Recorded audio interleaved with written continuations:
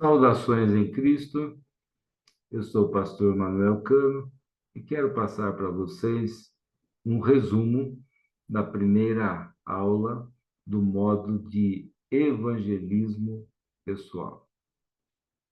Nós vamos, neste módulo, trabalhar a questão do evangelismo relacional, dando aos alunos a orientação para que descubram o seu estilo de evangelização, também apresentando a evangelização através do relacionamento, as suas características. Trabalharemos também alguns métodos de evangelização. Vamos também trabalhar como responder às mais frequentes objeções que são colocadas quando da evangelização. Então, nesta primeira aula, nós estamos focando algumas coisas. E como vamos observar aqui no nosso PowerPoint.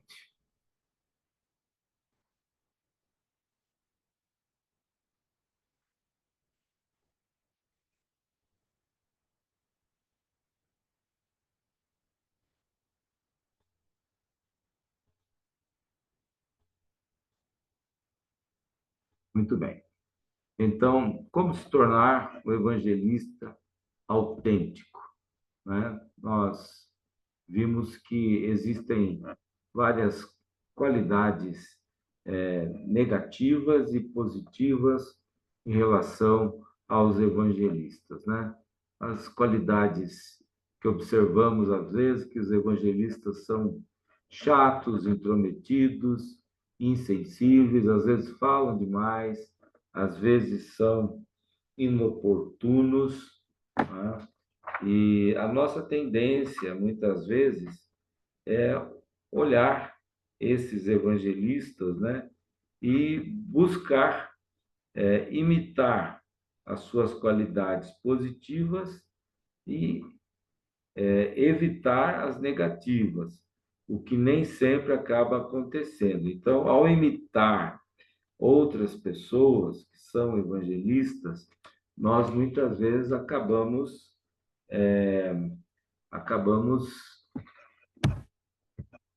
imitando o que é ruim, né? O evangelista também tem qualidades positivas, né?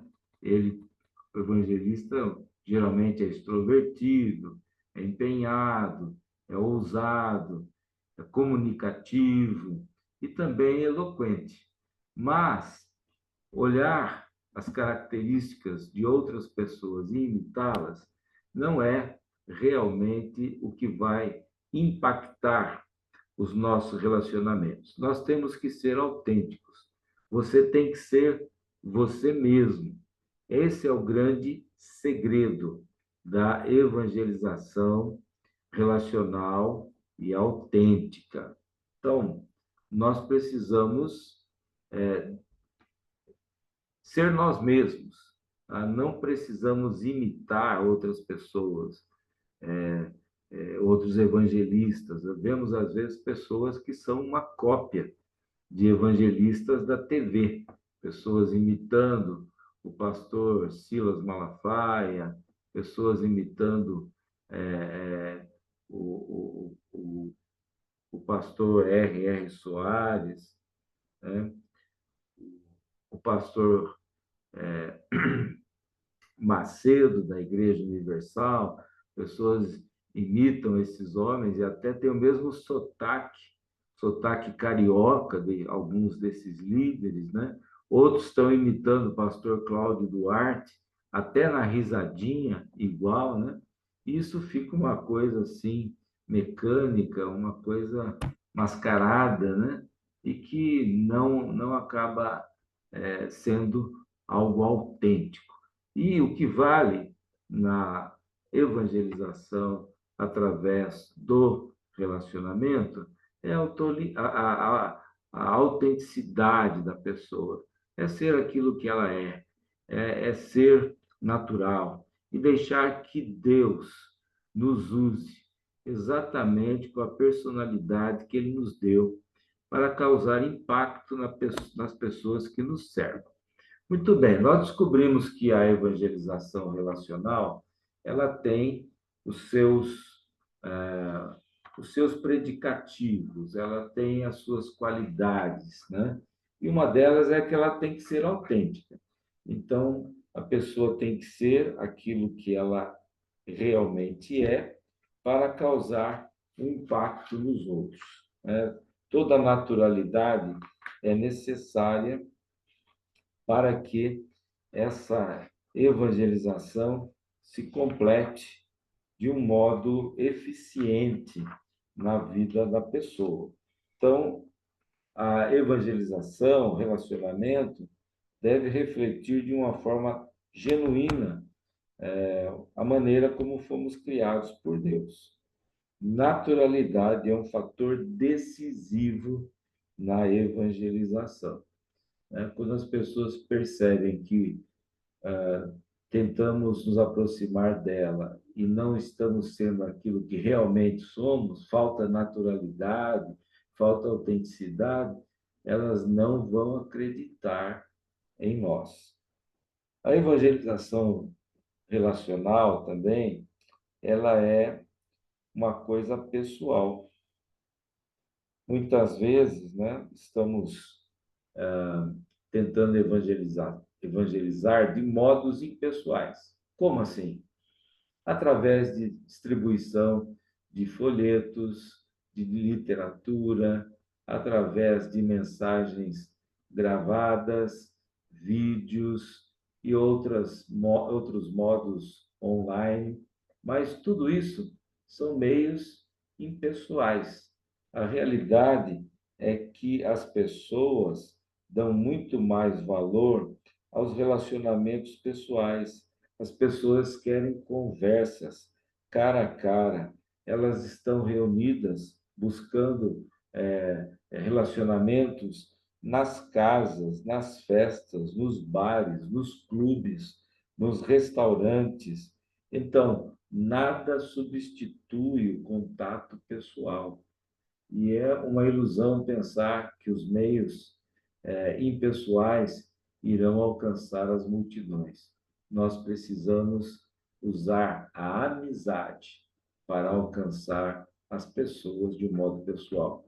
A evangelização relacional também ela é verbal. Você pode viver a vida inteira dando testemunho. Se você não compartilhar a fé através de palavras, ninguém vai se converter. Então, a fé vem pelo ouvir e ouvir a palavra de Deus. A evangelização relacional também é um processo, leva tempo. As pessoas levarão tempo para entender o quebra-cabeça da salvação. Daí, então, temos que iniciar esse processo de amizade, relacionamento, levar essa amizade cada vez de um modo mais profundo e ter paciência e perseverança. Não adianta chegarmos e descarregarmos o plano da salvação em cima de alguém em 5 minutos e exigir que essa pessoa tome uma decisão aceitando ou rejeitando o evangelho. A pessoa precisa de tempo para entender o processo, para entender o plano da salvação e efetivamente abraçá-lo. Então, precisamos ter paciência, precisamos ter perseverança e não desistir para alcançar as pessoas. A evangelização relacional também é coletiva. Muitas vezes, nós somos os primeiros que evangelizamos alguém, muitas vezes somos os últimos que evangelizam uma pessoa antes dela se converter. E temos até o privilégio de levá-la a orar e aceitar Jesus. Mas nem sempre somos os primeiros, nem os últimos. Às vezes somos aqueles que estão no meio do processo. Não importa, o importante é que estejamos compartilhando o Evangelho e quando sentirmos que a pessoa está madura para aceitar a Jesus, para atravessar a linha da fé, então, levá-la a uma decisão. E, finalmente, para que evangelizemos de um modo relacional com eficiência, nós precisamos colocar a outra pessoa em primeiro lugar. Isso significa o quê? Que nós precisamos nos interessar verdadeiramente pelas pessoas. Nós precisamos ouvi-las. Nós precisamos saber do que gostam. Nós precisamos saber aquilo que elas creem, aquilo que elas sentem. E então poderemos evangelizar com eficiência. Então, precisamos aprender a colocar a outra pessoa em primeiro lugar. Não ficar falando só das nossas opiniões, daquilo que nós achamos, mas procurar ouvir a pessoa, né, antes de dar a nossa opinião. Interessar-se por suas histórias, sua família, suas perguntas, suas dúvidas e frustrações. Então, as pessoas buscam relacionamentos confiáveis para que possam se abrir em relação a coisas tão íntimas quanto a religião e a fé. Então, o caminho é estreitar o relacionamento com as pessoas através da amizade para poder alcançá-las. Jesus contou 3 parábolas em Lucas capítulo 15, de 3 coisas que foram perdidas e recuperadas: a dracma perdida, a ovelha perdida e o filho perdido. 3 atitudes que Deus espera de nós em relação aos perdidos foram mostradas nessas parábolas. Na parábola da dracma, a mobilização total. A mulher acendeu a lâmpada, varreu a casa, procurou, mobilizou-se totalmente nessa busca pela dracma perdida. No caso da ovelha, foi prioridade total. O pastor colocou a ovelha perdida como prioridade, ao ponto de largar as 99 no deserto, correndo algum perigo ou necessidade, para priorizar a ovelha perdida. E, finalmente, a celebração total.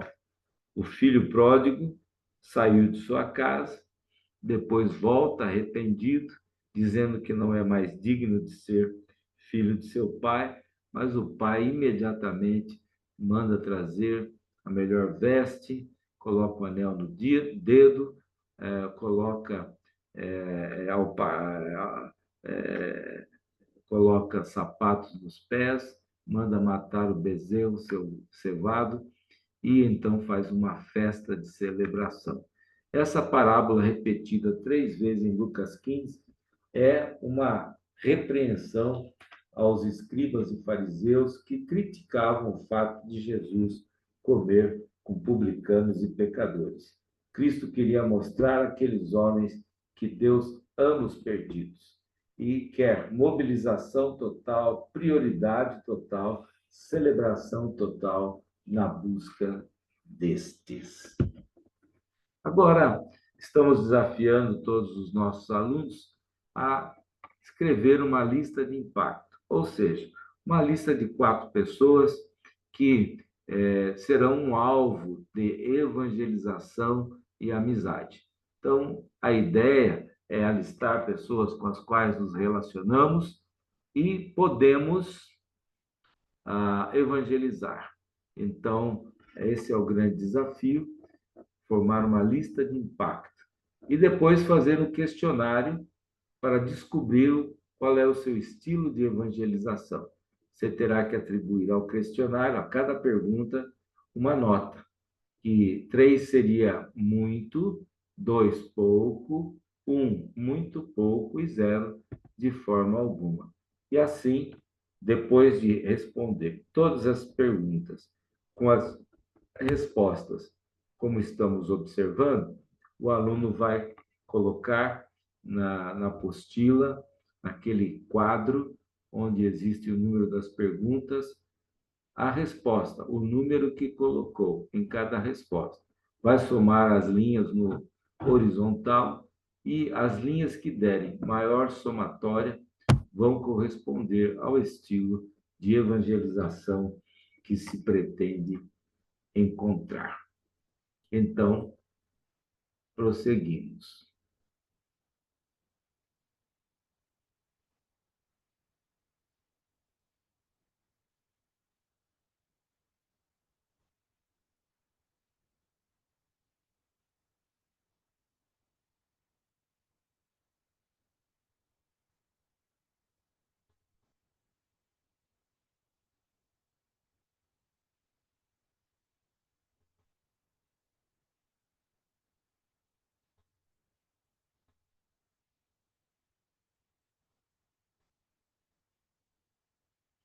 Entrando nessa segunda sessão, nós vamos descobrir que existem 6 estilos de evangelização nas Escrituras.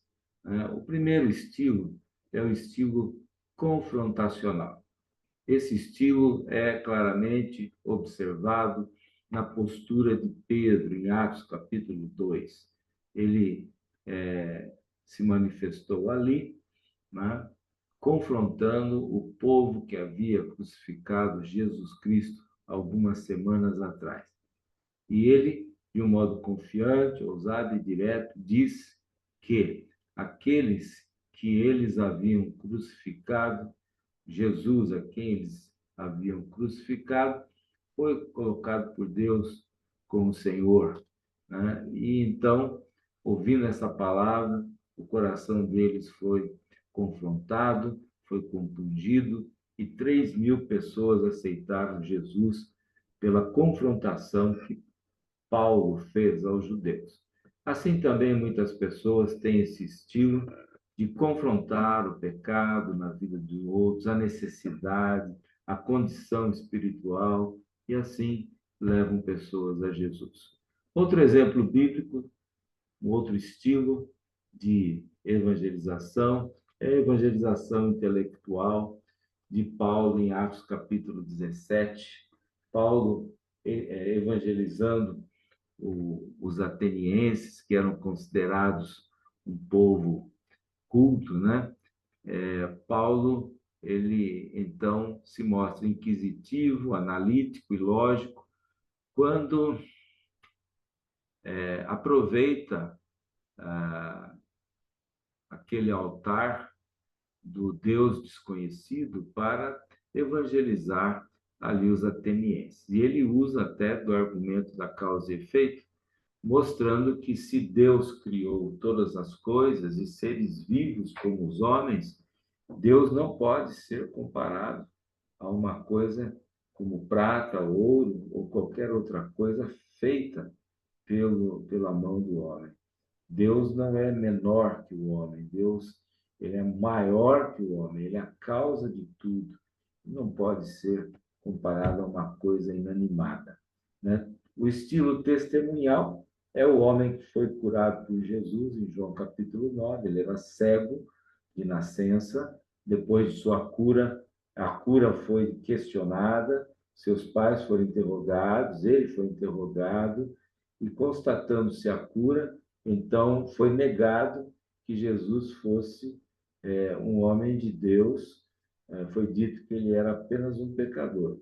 Ao que o cego retrucou: se é pecador, não sei, mas uma coisa eu sei, eu era cego e agora vejo. Então, ele usou o seu testemunho pessoal, né, de uma maneira clara e direta, como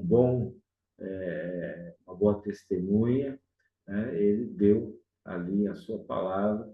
E há muitas pessoas que têm essa facilidade de usar o testemunho de sua vida para a evangelização, né? Outro exemplo é Mateus, em Lucas capítulo 5, 29, né? O personagem Mateus se converte e ele então faz um banquete na sua casa, onde muitos dos seus amigos publicanos se chegam. Jesus também é convidado, e a ideia é evangelizar os seus amigos através do relacionamento interpessoal. Mateus fez isso e com muita sabedoria. Então, essas pessoas que são interpessoais na evangelização, são calorosos, comunicativos, cheios de amigos. Convidativo é o estilo da mulher samaritana em João capítulo 4. Ela, depois de ouvir e entender que Jesus era o Messias, ela voltou para a sua cidade, trouxe a população da cidade para ouvir Jesus, e eles aceitaram o seu convite, vieram, ouviram e aceitaram a palavra. Então, essas pessoas convidativas são hospitaleiros, muitas vezes convidam para vir na sua própria casa, outras vezes convidam para ir na igreja, mas são extrovertidos e convincentes no trazer pessoas até Jesus. E, finalmente, temos o estilo assistencial, que é o estilo de Dorcas, em Atos capítulo 9, usava o seu dom de costurar para abençoar as pessoas. Então, essas pessoas que têm esse estilo assistencial pensam primeiro nos outros, são humildes, pacientes e revelam Cristo, o amor de Cristo e a mensagem do Evangelho através das boas obras e da assistência social. E hoje vamos ficando por aqui. Deus vos abençoe ricamente.